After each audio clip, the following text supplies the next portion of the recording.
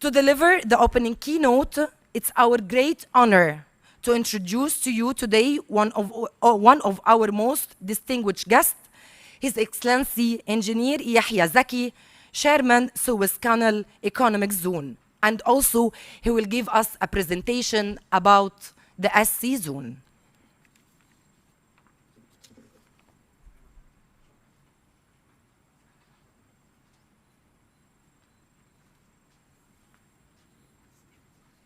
صباح الخير، ازي حضرتك؟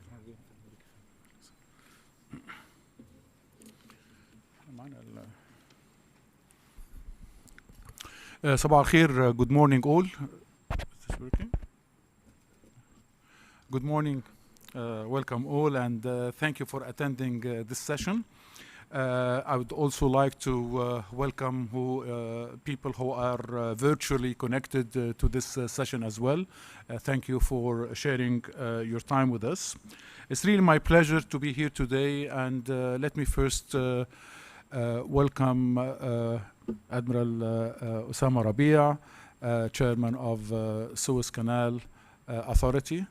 I represent the Suez Canal Economic Zone, and the economic zone around the Suez Canal cannot and will not survive without the Suez Canal itself. So we are two partners, and we rely a lot on the Suez Canal and its success stories all over the years. So we have the privilege of having Admiral Osama with us today, and he will be giving you a quick address too.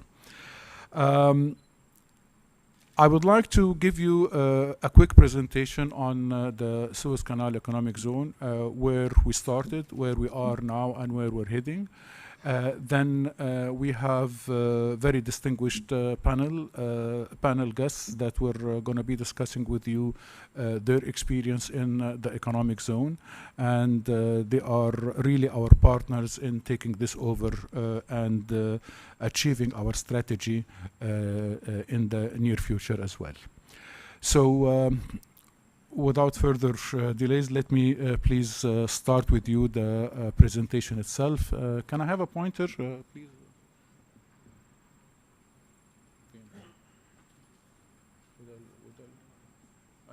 Pointer? Okay, I don't think the pointer is working. Okay. All right. The economic zone, and as one of the mega national projects in Egypt, is really within the vision of 2030 provided by the Egyptian government, and with full support from its leadership, from President Sisi and the whole government.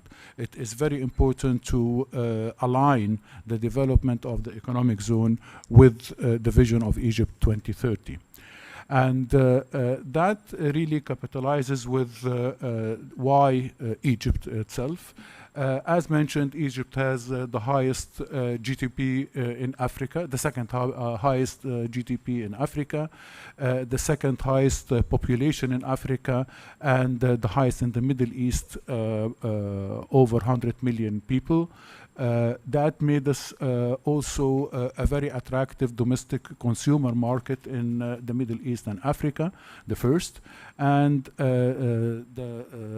with a 2.8 growth in 2021, despite the COVID-19 pandemic crisis. Last week, also, the economic outlook, according to Fitch, affirmed that Egypt at B+, this month, last week, as I've mentioned. So Egypt enjoys to have a good economic background, and it also enjoys a very reasonable level of connectivity with the African continent. Africa to us is a very important continent. It is important that we look into how to develop more with Africa, and the connectivity to the African continent is one of the very important elements that is taking place. And I want to highlight here specifically the yellow road, which is Cairo-Cape Town, 11,000 kilometers of road that is to be in full operation by 2023. A big part of it is already constructed and should be in full operation in 2023, which will give great accessibility to African continent, Eastern Africa, and all the way to South Africa. Egypt as well, and accordingly the economic zone enjoys a number of free trade agreements which gives accessibility to more than 2 billion consumers around the world, and a very strong local market, over 100 million consumers in Egypt itself.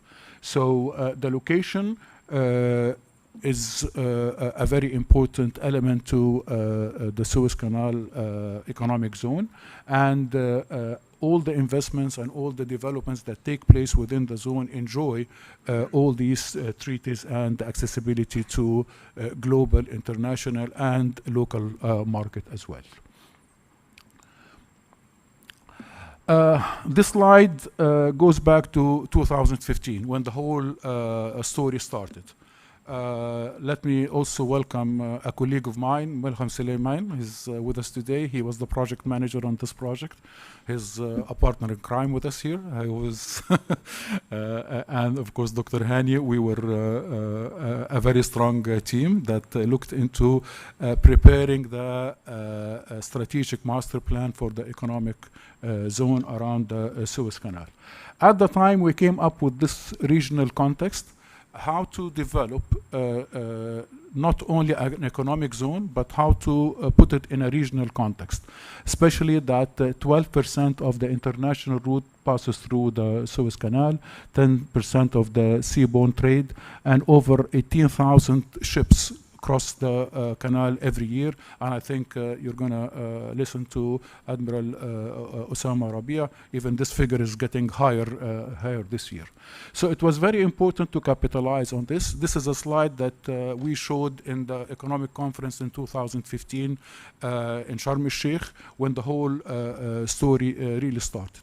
At the time, as I mentioned, it was very important to look into the context of the economic zone and how to give it the regional context, and how to tie it into inland Egypt, how to tie it to Cairo, and how to tie it to what used to be a very small dot at the time called the new administrative area, which is now a reality.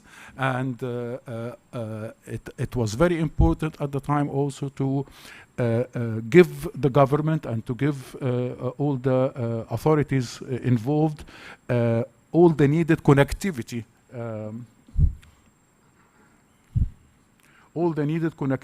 to secure the success of the Suez Canal, whether roads or tunnels around the economic zone and around the Suez Canal itself.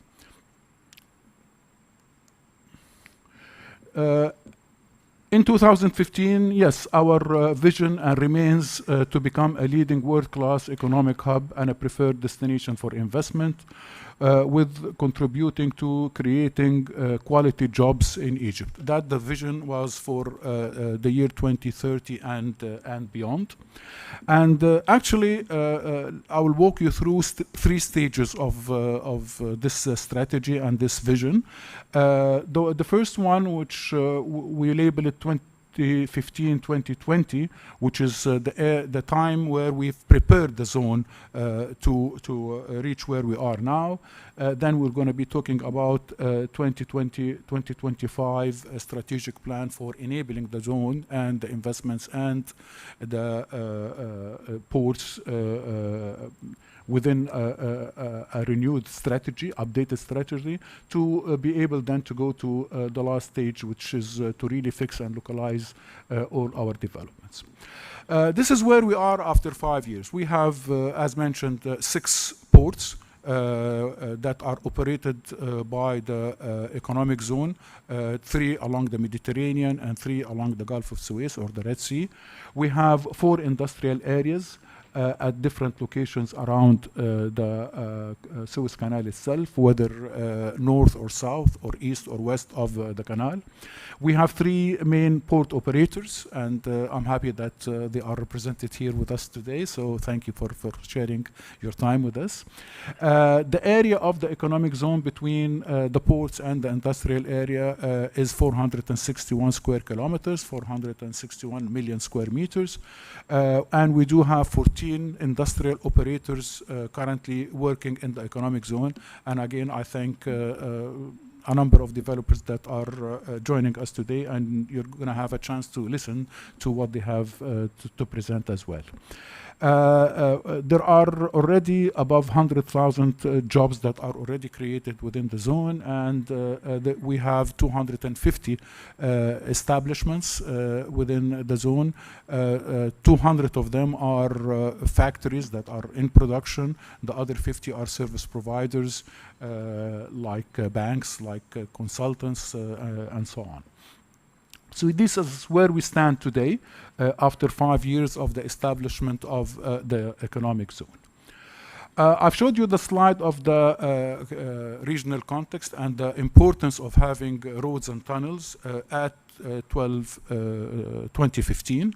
And actually the plan was to achieve all types of connectivity beyond 2020, but actually the Egyptian government and the economic zone went into a very aggressive scheme by really executing all what you see here in this slide. I'm proud to say that all roads, all tunnels you are seeing here are already completed and in operation. That made a huge difference to the connectivity, to the ecosystem and readiness of the economic zone. That was a very important element to secure the success of the Suez Canal and the readiness of the economic zone. Just to give a quick example, on top there you see Port Said tunnels, and we have our colleagues here from SCCT. I think containers used to cross the canal before the tunnels in something like 24 hours maybe. Now it takes less than 1 hour to cross the tunnels. So that made a huge difference to the operation of the ports and to the accessibility of the industrial areas altogether. So this slide is a very important enabler to put the economic zone on its ecosystem and readiness to a great extent. I'll share with you very quickly the main components of the economic zone right now. This slide is the integrated Sukhna area, which really comprises the industrial zone and Sukhna port. Collectively, Sukhna integrated area is 210 square kilometers, which makes it the biggest maybe in the world as an integrated area between industries, logistics, and the port itself. Part of this zone, which is the southern part down there, is some developments that already took place, and we have a number of success projects that are happening there, and most of the 250 establishments I talked about are within this area, while the northern side over here is greenfield that we are developing, integrating it with all the facilities that are provided within the southern area here, and making all linkage to the Sukhna port that is currently operated by our friends from DP World, and currently going through a great expansion project that I'm going to show you right now. But this is collectively the Sukhna integrated zone. We have a number of success stories here, a number of factories that are world-class factories that are really providing excellent services, excellent products for production that are already functioning within the zone. And I hope some time you can all come and visit these factories and setups to see what's happening there. This slide shows you the Sukhna port, which is 23 square kilometers in area, making it the largest or the biggest port in terms of area in Egypt. And currently it is under operation of Terminal 1 and 2 by DP World, but we are embarking into developing the full master plan of this port with a 12-kilometer length of quay wall, which will provide 500,000 square meters of terminals of different usages, tunnels, and the road itself that is separating the left-hand side, which is the industrial area, to the port, is also under development project as well, to widen the road and to provide all necessary connectivity to it. These are some pictures of the current Terminal 1 and Terminal 2 operated by DP World. Terminal 2 is just in operation maybe this month, so that adds to the capacity of the economic zone and a capacity of the operation in Sokhna port for Terminal 1 and 2. As I've mentioned, besides the Terminal 1 and 2, we have the liquid bulk terminal, which is also a very important element that serves serves Egypt in general for all its requirement of liquid bulk requirements. And on the right-hand side here, you can see some ongoing projects related to the development of the new work in the port itself. As we've mentioned, the Sokhna integrated area. Now this is the Port Said integrated area, East Port Said integrated area. As you can see it here, it is also comprised of East Port Said port, which is already expanded and completed within the first 5 years of the economic zone, and it is already in operation. And we have at the bottom here the industrial area, 64 square kilometers of area. We are starting with 16 square kilometers, and we have already the first development that is taking place by East Port Said Company, and we're going to hear from Mr. Karim Sami Saad about it with the first 4 square kilometers that are taking place here. It's important to note here that East Port Said, different from Sokhna, is a green field. We're starting here a project on highest technology, on highest infrastructure requirements, on highest level of performance in relation to the port itself, to give East Port Said altogether its full requirement in terms of operational and linkage between the industrial area and the port itself. This is a plan of the port. Of course, we're all proud with what we see at the container terminal operated by SCT, which is in the purple color over there. We have completed 5 kilometers of quay wall and preparing now the terminals for them. I am happy to share with you that we already have a contract with Toyota, Borole, and NYK for the Roro terminal in the blue over there. We have a contract for the dry bulk, and we are in discussion of some expansion for the container terminal, in addition to the multi-purpose terminal in green over there. All these are under, part of it is already contracted, others are already in the final stages of completion. So in less than 18 months from now, all these terminals will be in full operation, coinciding with the development that's taking place in the industrial area. So this will give the whole boost that is planned for the East Port Said development altogether. This is a photo I like always to share. I give the credit to SCT. We took it from you, as you know. This is East Port Said terminal, where we had last month 2 ships Triple E being served at the same time in the port. Each ship, please correct me, had something in excess of 18,000 containers. So at the time, we had 60,000 containers at the same time. I hope in the near future, with all the development taking place in the port and the industrial area, we will be able to offload all the containers that are in these ships and process all the requirement in East Port side. I'm sure we're gonna be able to do this, but this is something important to share with you. It's a milestone, it's a step, but our ambition is really endless. Endless.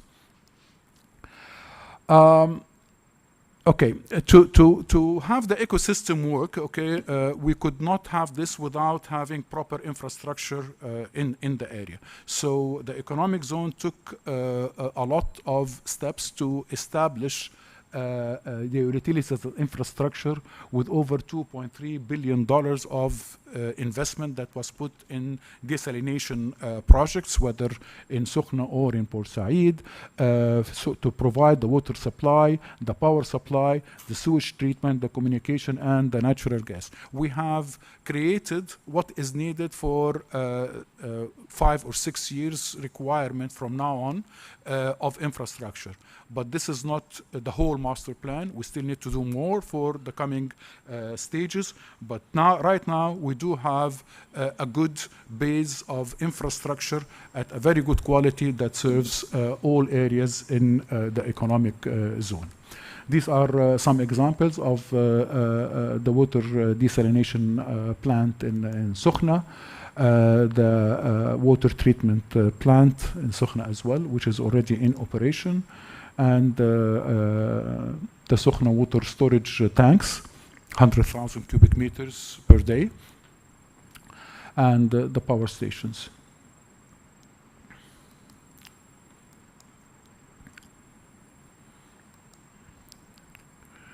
I've mentioned in the beginning the roads and tunnels, so again, I have to repeat this. This is very important element for the connectivity and for the readiness of the zone and it's really in full operation right now. Okay, that is related to the readiness and the infrastructure, but it is also quite important that we have also the proper incentives to be able to offer for investment, whether for exportation or for dealing with the local market. So working in the zone has a very clear set of incentives, whether for, as I'm saying, exportation or dealing with the local market, whether zero custom tax, whether have zero value added tax, VAT for exportation, 50% corporate tax exemption for an incentive of 7 years. We have incentives for labor intense projects. We have a new customs guidelines that is established in 2020 with the program for digital transformation.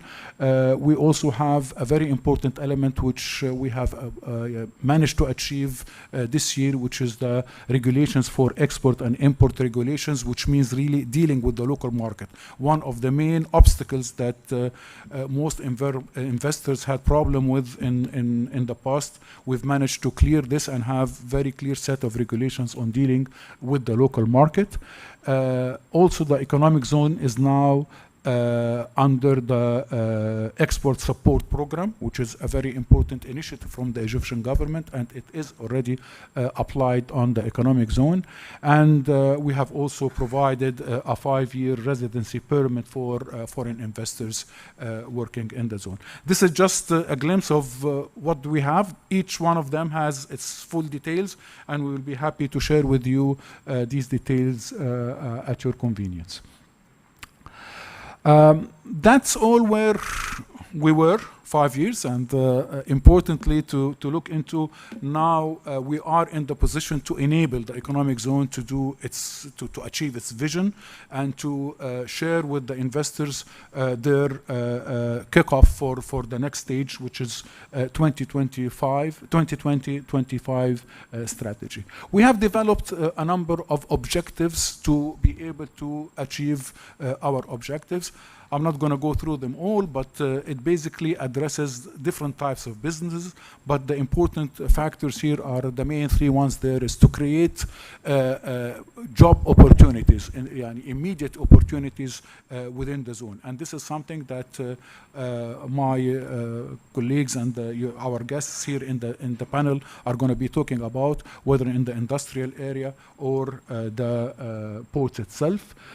We are targeting to localize specific projects, specific industries into the zone to substitute imports, and to look into developing industrial clusters policy within our zones. So to be able to work this strategy, we have identified 5 main pillars on going about them. One, addressing the ecosystem to set up the readiness, complete what we're doing already, work on the regulatory framework, on the financial incentives, service level provided, and the cost positioning. Each one of these pillars has its own subtasks, and we are working in each and every one of them to be able to achieve this strategy. Accordingly, beyond the 2025, we're starting now, but by 2025 we want to be in good position addressing these 15 sectors. The sectors that we have identified as the most suitable for starting now, if not already started, in the economic zone. 3 of these sectors are non-industrial, namely the bunkering, the logistics, and the data centers. The remaining 12 are the industrial, different industrial sectors that we are targeting, or we have already started in each one of them. I would like to share with you that we have done. Why did we select this? We selected these sectors based on economic study that we have conducted, whether in-house or with external consultants, and we've made like a deep dive study for each of these sectors to see why there is a need, why Egypt, why the economic zone, and we have some macro high-level indicators of each one of these sectors. To give you an example here, like the tires, I'm not going to go through all the information, but we have most of the statistical information, why the demand, where it is, and we have come up with a different approach for the local demand, for the local supply, and the opportunities in each of these sectors. The reason we've done this is to be able to rather discussing the whole holistic approach of the economic zone, but to discuss on specific sectors one-to-one with identified companies our need. Here is like the batteries, I think, here, yes, and the global market and the requirements. And as I mentioned, we are quite prepared now to be sharing this one-to-one with interested companies, and we have already identified companies that we would like to share with you about it. Casting and foundry, which is something that we are considering for East Port Said as well, which is a very important element. We looked into, again, the demand and the requirements and the investment cost and how the market is being served. And we have the advantages versus different other areas when localizing such projects and sectors within the economic zone. I'll just go quickly through most of them. I'll not go through the details, but I just want to share with you that these details are available, and we'll be very happy to talk about any one of them with interested companies. Yeah. I also bunkering and marine services, which is a very important non-industrial sector that is already under full discussion, and we do have the support of the Suez Canal Authority on this, and we're working hand in hand, and I hope before the end of this year we would have the first concessions completed for this service. Yeah. Let me say that after this workshop, we will distribute to you a soft copy of all the information that we have here. So, يعني, just wanted to show you these slides. Let me go to the last one here. Yes, this is the website, which you will find all the information that we talked about and much more. And it can be scanned, and we're going to circulate it after this presentation as well. Thank you. I think I took a bit more time than what is provided for me, but I'll be happy to entertain any of your requirements or your questions in due time. Thank you very much, and I think we're going to listen to. تفضلي.